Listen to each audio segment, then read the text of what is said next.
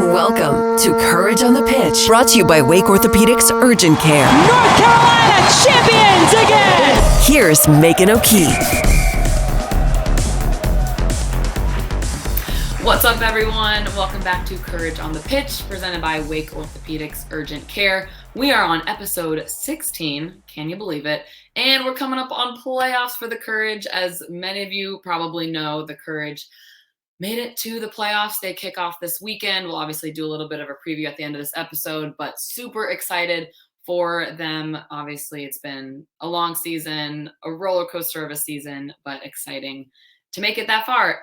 Okay, well, we've got an awesome guest this episode, Angharad James, or Haz, as most of her teammates call her, and very excited for you all to hear about our conversation. We talk all about her experience playing for Wales, as well as her transition to playing in the States. And then we play a fun little game at the very end where I embarrass myself big time, but she teaches me some words in Welsh. Quite entertaining there, and not for me, but for you to listen to. Anyway, a quick little recap of this past weekend's games. NCFC had their final game of the season as they did not make playoffs. And a big announcement there, Robbie Cristo, one of the veterans on the team, announced his retirement from outdoor soccer, but he signed with an indoor team in St. Louis. So big best wishes to Robbie there, and thanks for all you've done for the team. And then obviously the Courage played against the Portland Thorns, number one team in the league. They won the Shield already, so massive game to go to Portland, play at their home field, but they got the result that they needed. They tied, but obviously with that result, they didn't know yet if they were making playoffs, so they had to wait nearly 24 hours for the Houston Spirit result, and it fell in their favor. The Courage celebrated watching in the airport, and Haz and I obviously talk about that a little bit. But without further ado, we will get to that conversation with Haz right after this. Courage on the Pitch, off the field. We'll just kick it off. Obviously, this is a massive week for the team. Super excited. Playoffs this weekend. But it kind of happened in a very sort of dramatic way. What's the vibe of the team right now, going into this big game on Sunday?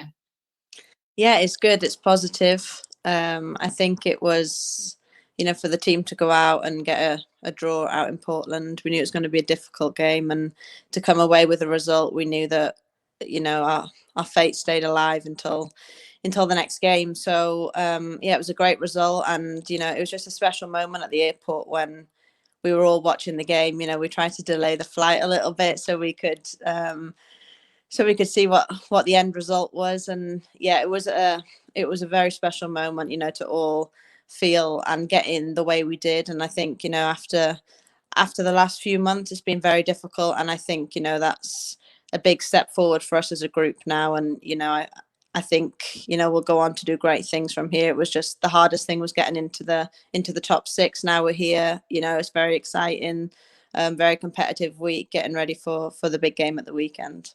Yeah, I know it's been a unique place for the Courage to be in, because usually they're so used to just having their place like locked in for playoffs. But going back to the Portland game from last weekend, I feel like the ending was super like anticlimactic, because the final whistle blew and you can't be sad that the season's over, but you can't really celebrate yet because you guys still had to wait for the Houston game. So what were the emotions going through your head right after Portland, trying to balance like either result?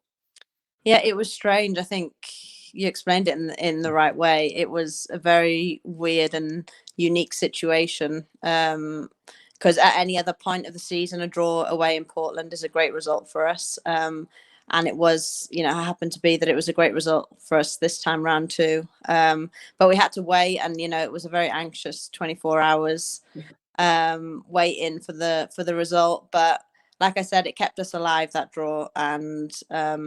And yeah, since then, it's just been positive vibes. The group's in a good place.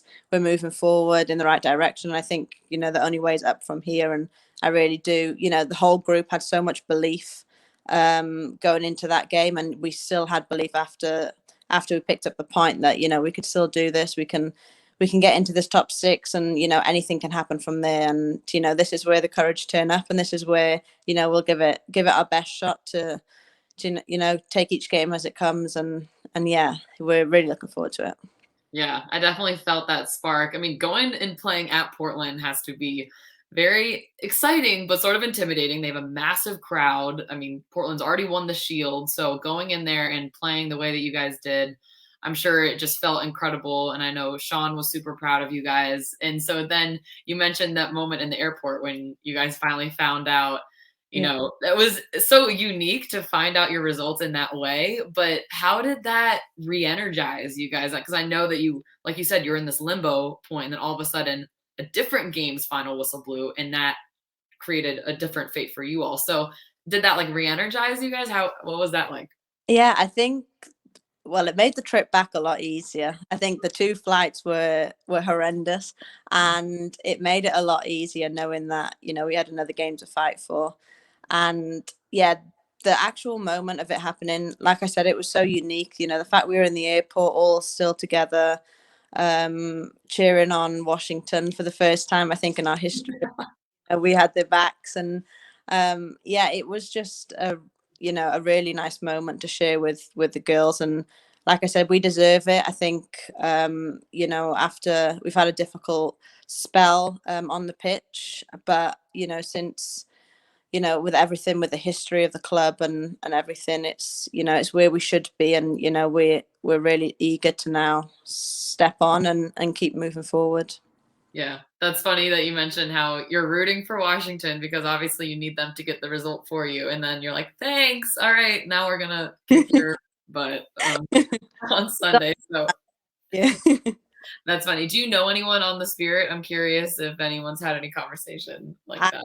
But I'm sure a few of the girls have, messaged a few of them before and after, and I can imagine the conversations being a lot different before to as soon as the whistle went. But yeah, it's exciting. It's really exciting.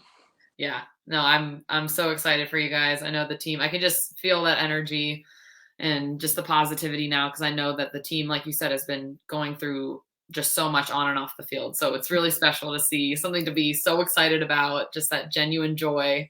And we got playoffs coming up. So got that to look forward to. But I do want to backtrack a little bit and talk about you joining the team and your career leading up to being with the Courage.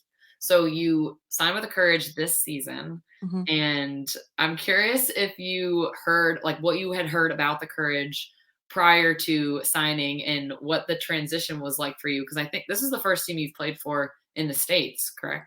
Yeah, it is. Yeah. And I think since being a young little girl, just playing football for the fun of it, it was always something I wanted to achieve. I wanted to come to the States. I wanted to play football over here. And there's been a few interviews before where I've mentioned the film Bend It Like Beckham. And yeah, that is honestly the truth. I would watch that, I would say 3-4 times a month for a good year solid. And that would be, I'd always say to my mum, that's what I want to do is, fly off to America and play for a team.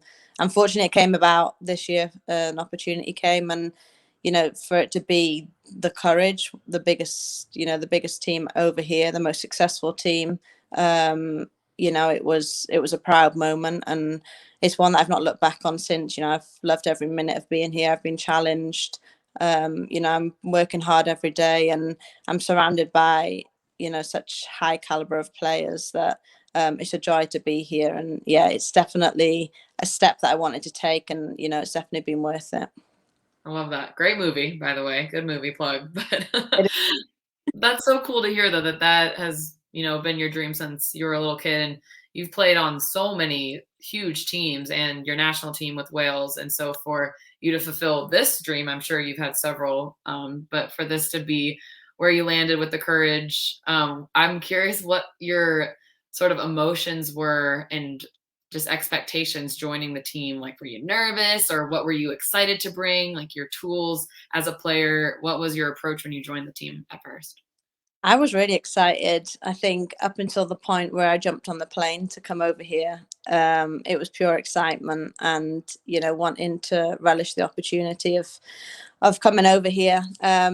Whilst on the plane, I'm not a very good flyer. I hate flying. So it wasn't an enjoyable experience to do it alone, and also to know, I was coming to a completely new place, new team, didn't know anyone.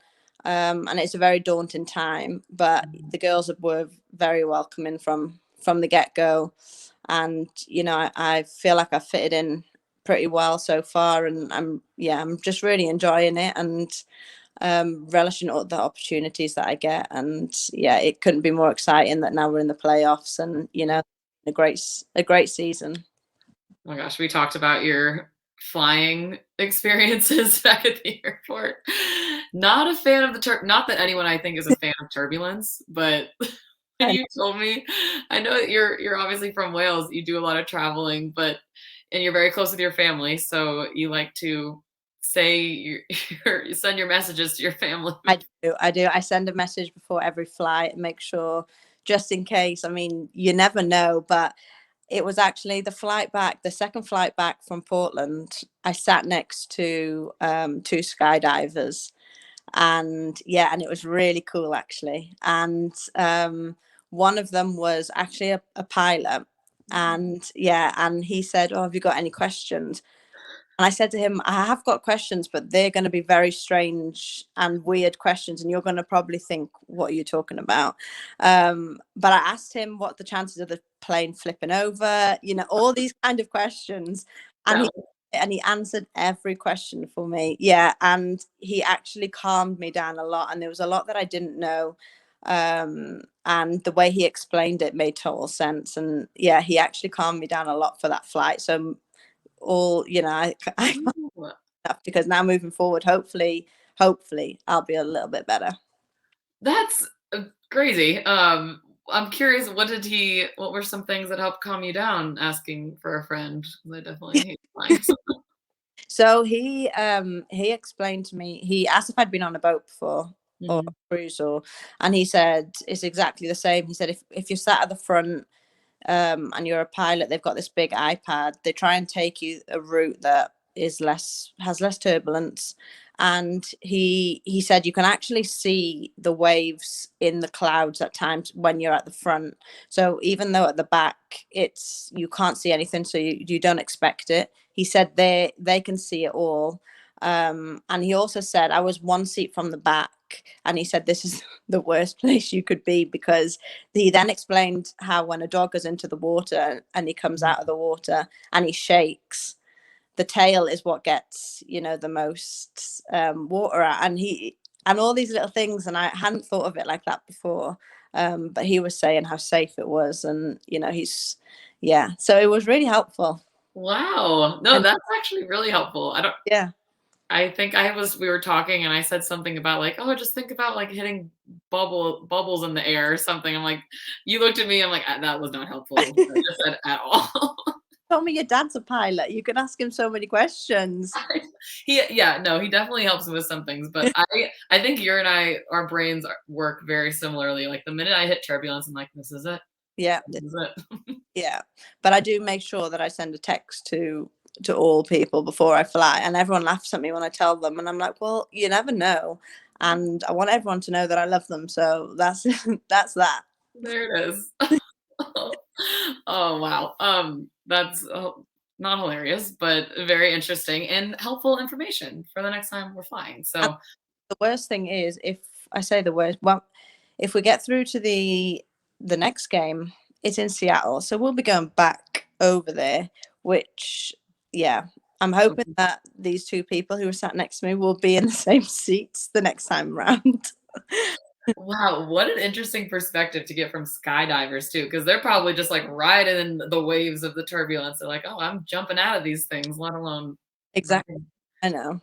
Wow. Well, going back to traveling to the US, you survived that plane ride to the Courage, and you did mention how you feel like you fit in with the team pretty easily. And I actually got a little quote from one of your teammates. You can guess who it was, but she says that Haz is very selfless and fit into the team very easily and is liked by everyone. So I wanted to share that with you.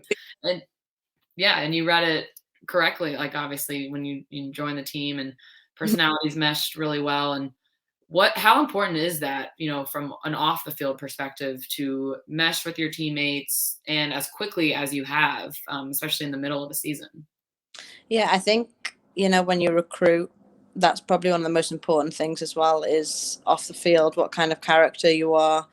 And I feel like here compared to any other team I've been at. It's been a really positive environment where everyone just wants everyone to do so well, which is really a really nice environment to be in. And did Carrie say that? Was it Carrie? Yeah, yeah, it was Carrie.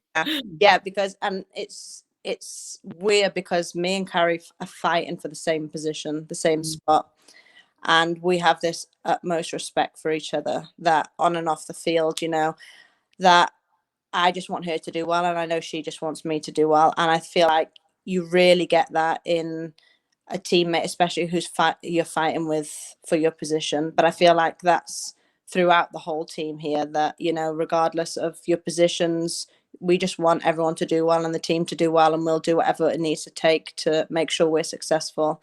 And I feel like that's the kind of group that we've got here, and it's been really nice and easy to walk into. Yeah, that's huge. And that's truly what I feel like sets teams apart is, yes, you have talented individuals, but if everyone's willing to support each other and what's best for the team, and if you're an individual and you might be having an off day and you know that someone else can step up and you want them to be successful, because you definitely hear about teams or teammates that hope the other person does bad so that they can get the spot. But those are the teams that you don't see have as much success because they don't have that team mentality. So it's cool to hear that that's at the core of the Courage. Yeah, and it is, and it's been, like I said, it's been easy to come into the environment that's been created here, and that's been from the group that's here already, and who have been here for years have created such a positive environment to be in. And we push each other every day. It's not to say it's easy at all. It's the complete opposite. But everyone pushes each other to be better, be a better person, and be a better player. And I think I've got the utmost respect for each player that plays here, because the environment is just very enjoyable to be in. Yeah, no, it definitely seems very competitive at training and obviously at the games. Yeah, you guys doing the most, but clearly it's working for you. What has been the biggest difference off the field coming to America? Has there been any interesting culture shock moments, or you're like, these Americans, what are you guys doing? You know what, the one thing I hate here is a four-way stop sign.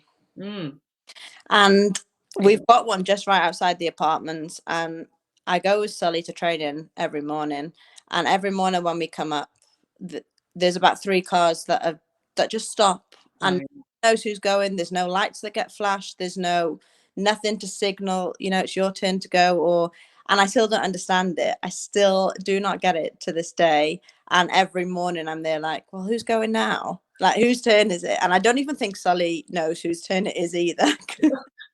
I think she just goes now. I think she just, even if people are there before her, she's gone. But yeah, that's probably been the thing that I do not understand here. From American, and I don't understand that. I know. I'm like, just put traffic lights here. Just help people out. But yeah, other than that, I think I really enjoyed getting exploring the city and learning new different things, visiting coffee shops, places to eat. That's what we love to do in our spare time here. So yeah, it's been a nice few months, because I only arrived in May, so it's gone so quickly.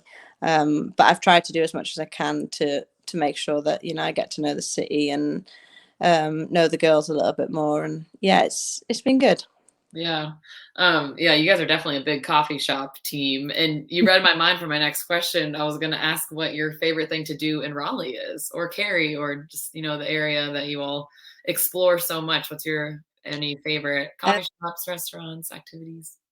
I love going to Lake Johnson. Same. Yeah, it's my favorite place. And it's just so beautiful there. And I find it just really peaceful. And if you ever have a minute or a day where you just need to switch off and get out into the wild a little bit, it's just a nice walk. Grab a coffee or something before and take the walk around, and yeah, it's just a nice hour that passes by. So that's probably my favorite place, because I think it's so beautiful there too, especially when the sun's setting. yeah, it's lovely. Have you seen the Bubble Man? The Bubble Man will Yeah, celebrate. yeah, yeah. It's just really nice there, and I wish I'd have gone a little bit earlier in the summer where you can hire the boats and stuff there and get out on the lakes. I haven't been able to do that, or I go too late where it's all shut. So, yeah, but that's probably one of my favorite places I've been to since arriving.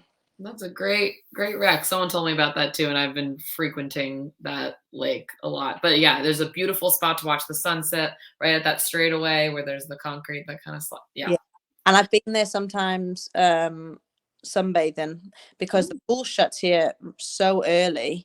Mhm. And there was about 2 weeks after the pool shut, and it was so hot. And Mhm. where can I go to sunbathe? I can't just sit out on the curb. I need to go somewhere. Yep. And I was like, right, I'm going to go to Lake Johnson. I walked around to that bit, and I just put my towel out, put the sun cream on, and it was lovely. It was great. Sounds so lovely. Now it's like under 50 degrees and I'm just frigid. I hate the thought of cold. So that sounds very lovely. Yeah, it was nice. Yeah. Oh, so that's Haz's American experience so far, but backtracking a little bit more, you mentioned, well, we were obviously talking a little bit prior to the podcast.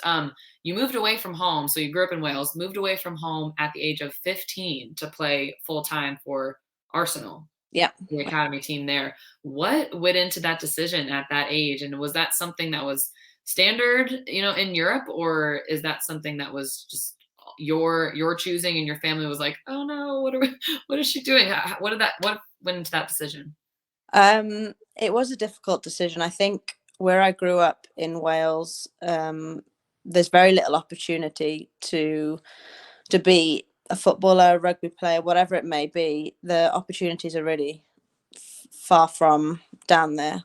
And I think it was one of my teammates actually. She applied for trials online, and she said, "Oh, do I want to go along?" So I said, "Oh yeah, absolutely, I'd love to." And long story short, I ended up being successful. I ended up, having the opportunity to go, and it came around so quickly. And at the time, I was 15, and I thought, I was an adult. I thought I knew everything. I thought I knew how to cook. I thought I knew how to clean. I thought everything was fine.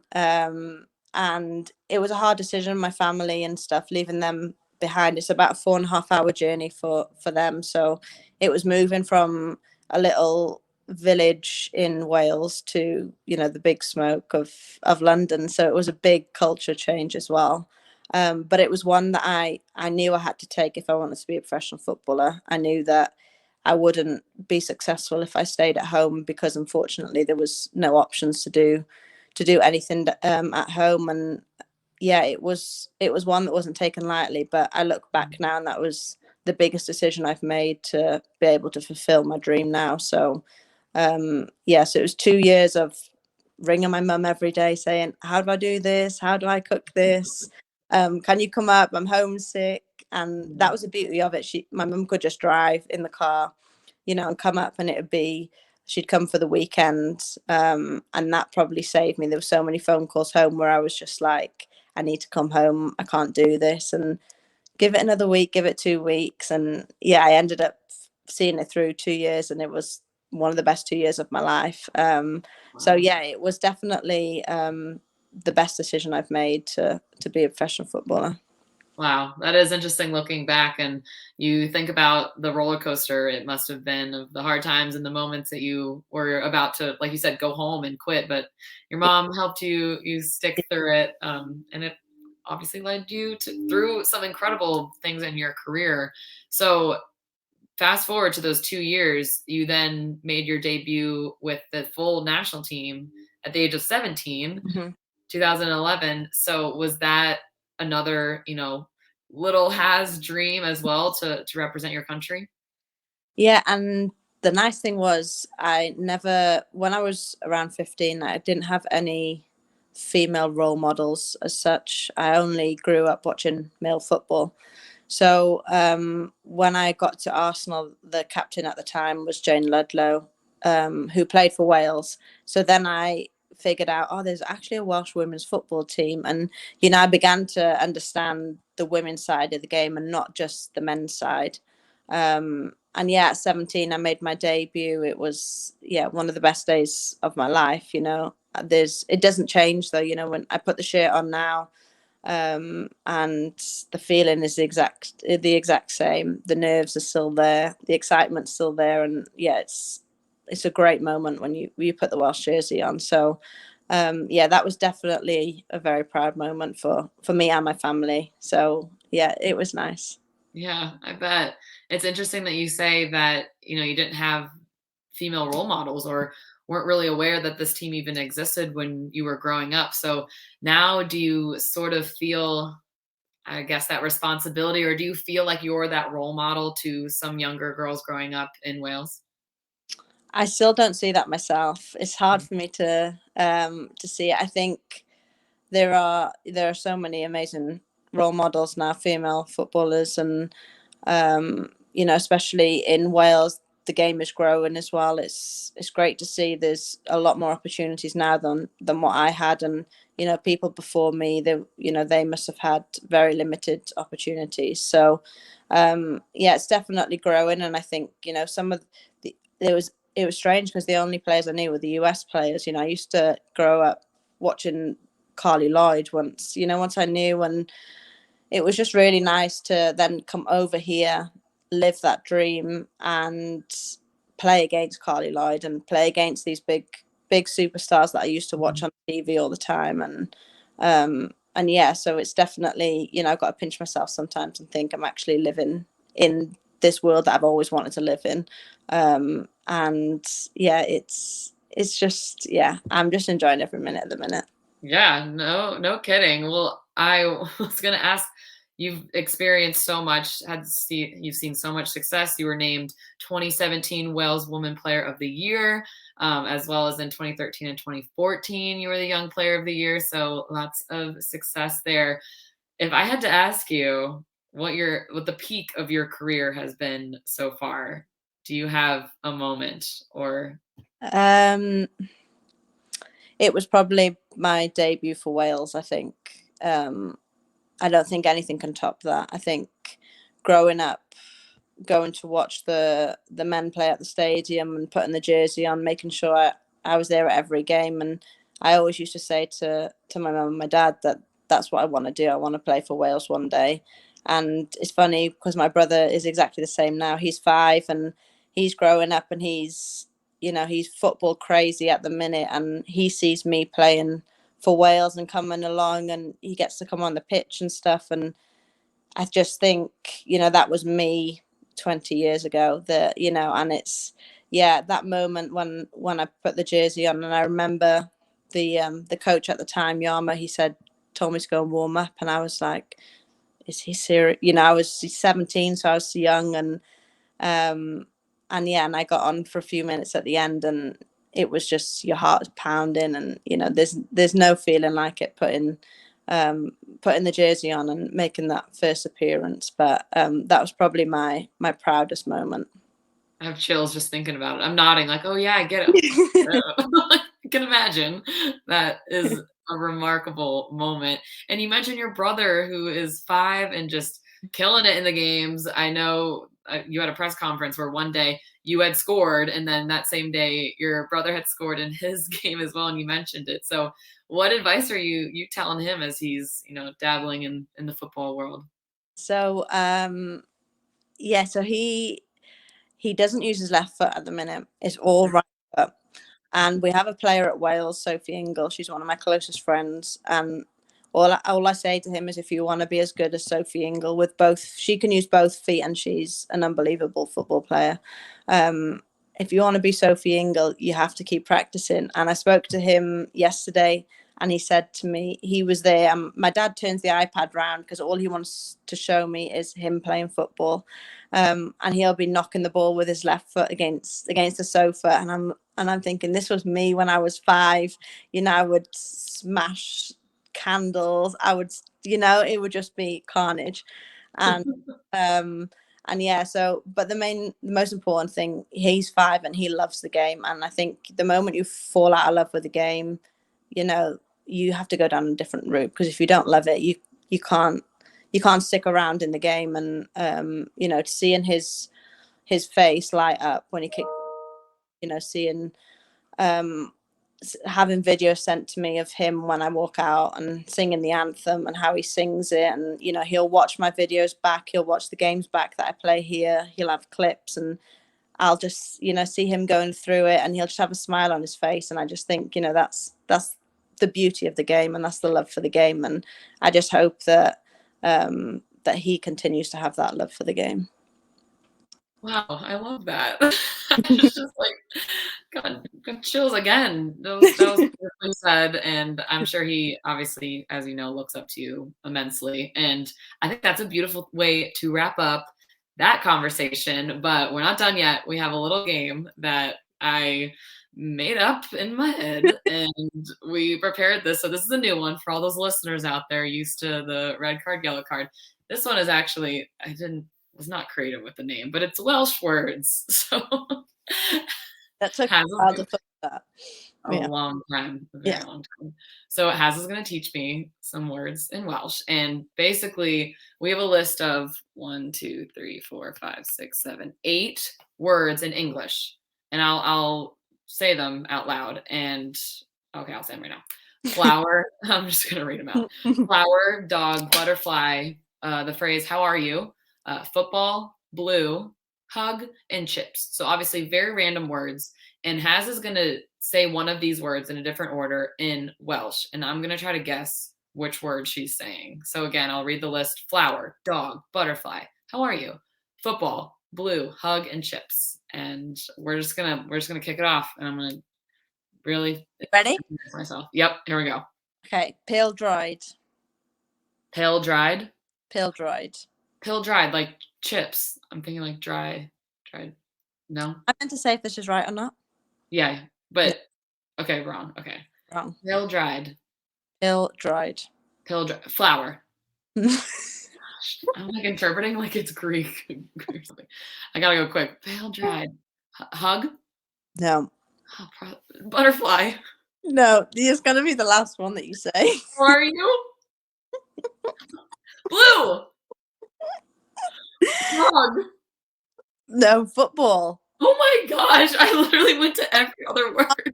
So I'd start off easy, and I was okay. Okay, wow. I literally went. Go up. This can only go up. Okay. Okay. Say it for the fans. Pale dried. Pale dried. Pale dried. All right.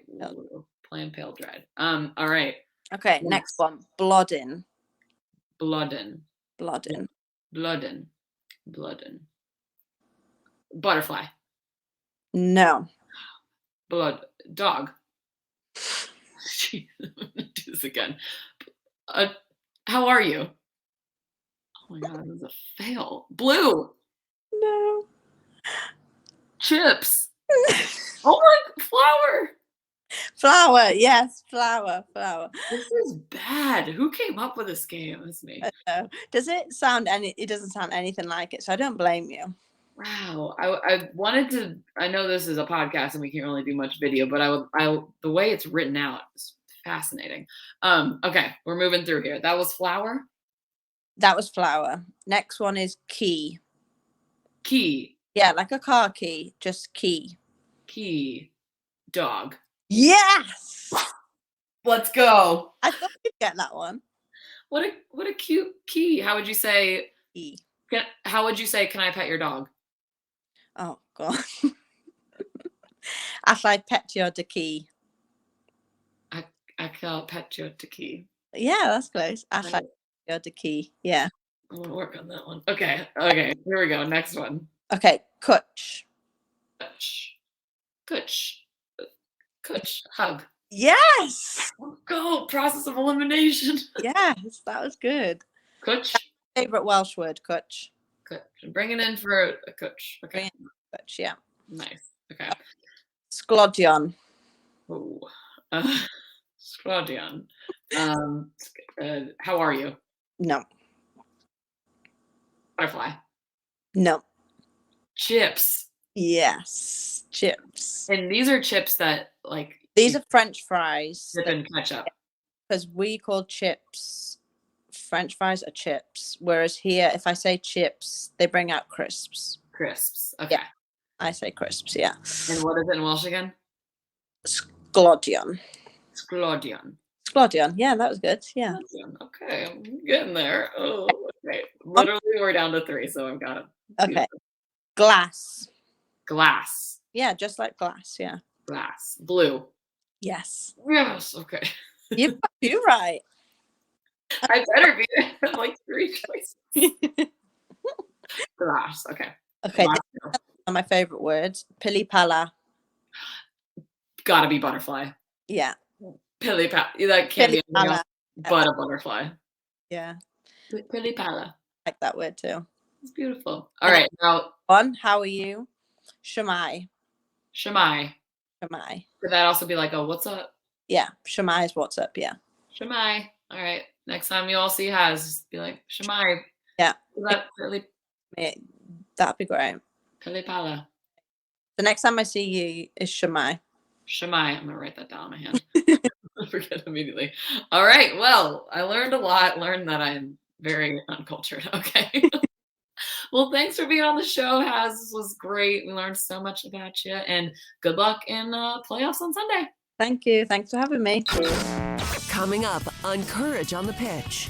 Thanks, Has, for joining us on the show and for letting me embarrass myself like that. But we learned a lot. Anyway, coming up this weekend, the Courage take on the Washington Spirit in Washington on Sunday at 5:30. And you can watch that on Paramount Plus or make the trip to DC. Why not? Watch our gals crush it in person. But again, thank you for tuning into the show. Be sure to check out that match, Paramount Plus. This weekend, we got playoffs, baby. Thanks for tuning in. Courage on the Pitch is sponsored by Wake Orthopedics Urgent Care. Courage on the Pitch with Megan O'Keefe is part of the Capital Broadcasting Podcast Network, with new shows available every Thursday on WRALSportsFan.com or wherever you get your podcasts.